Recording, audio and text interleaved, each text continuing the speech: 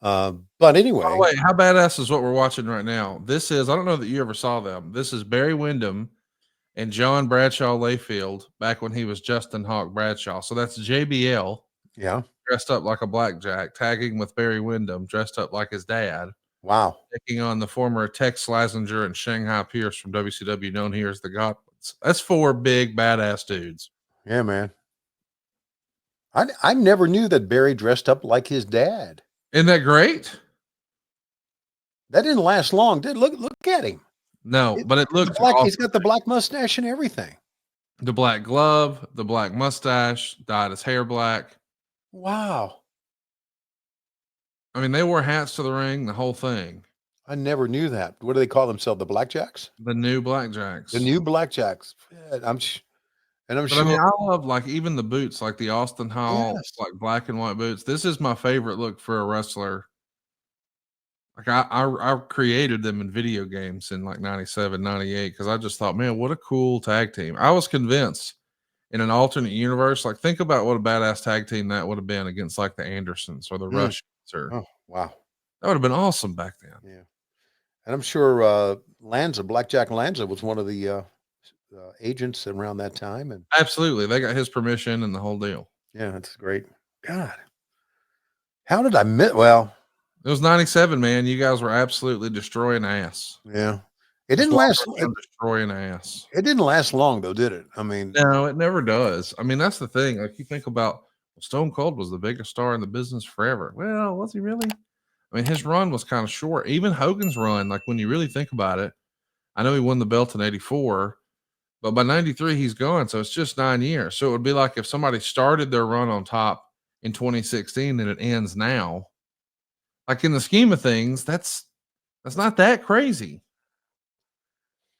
yeah, Especially when you look at like the longevity of some of the acts. Like you telling me in 3 years, Kenny Omega's still not going to be one of the top wrestlers in the world? Of course he is. yeah. I guess that Wait, just shows you how much things have changed over time, you know? yeah, I know. But Kenny Omega's bounced back nicely. God, dude. I mean, he looks better than ever. He does. He does. And they're legitimately there was thought that he never would return. And now look at him. Right. We should mention he won the international title over Takeshita. Mm-hmm.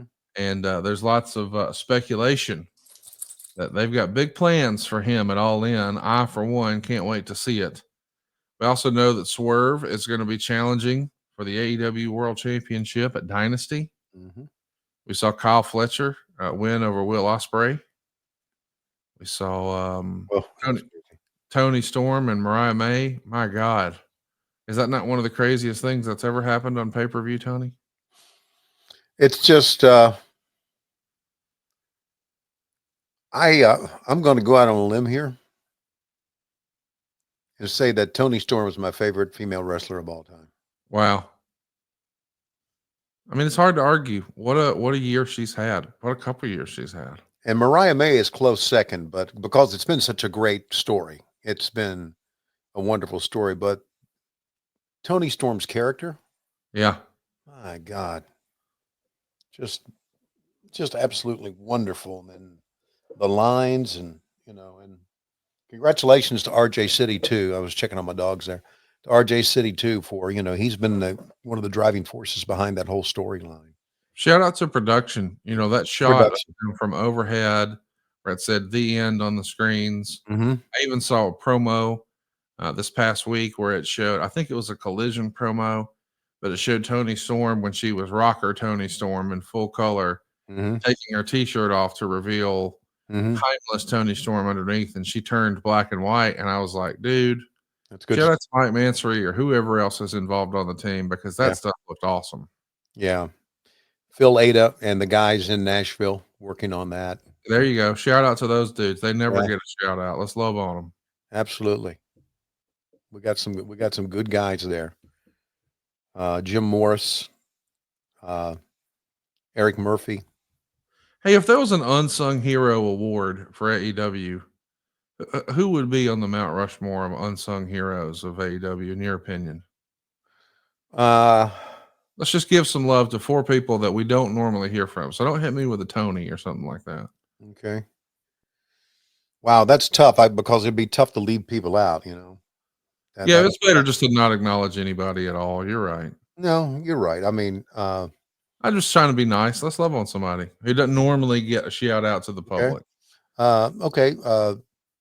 Daryl Marshall Okay. in production. Tell us what he does.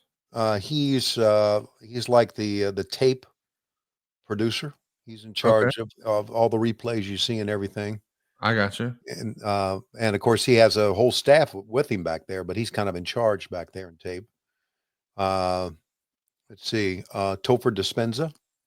Okay. Topher is kind of the backstage producer about, when he's in charge of any rehearsals that we do, uh, entrances and everything. He's a young kid that's really taken the bull by the horns, so to speak. RJ City, No doubt. yeah. Jen Pepperman. Okay. Let's see who else I can name. Um,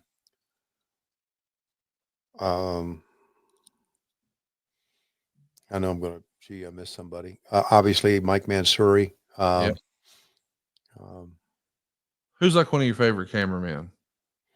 uh, well, there's Chris and Mark and Jamie, and another Chris and uh,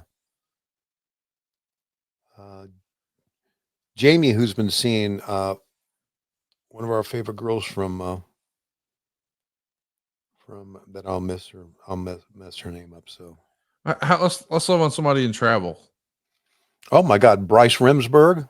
Yep. Yep. Emily Pierce, and one of the most knowledgeable travel people that I've ever been around in my life Yes, sir. is Scott Hyatt. I've had some good recommendations through the years. Yeah.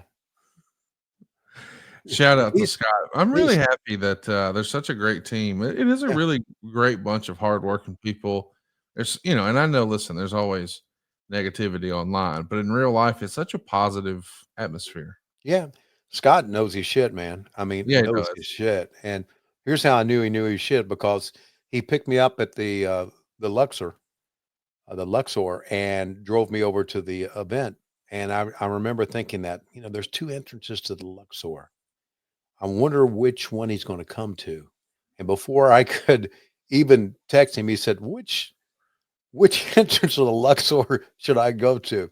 And I'm thinking, he knows I got two entrances. How about that? That's being on top of your game.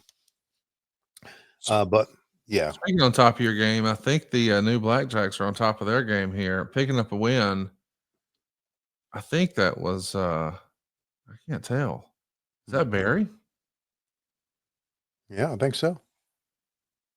Because Jerry, Yeah, it is. because he's just peeling. Man, he looks just like his dad, doesn't he? It's amazing.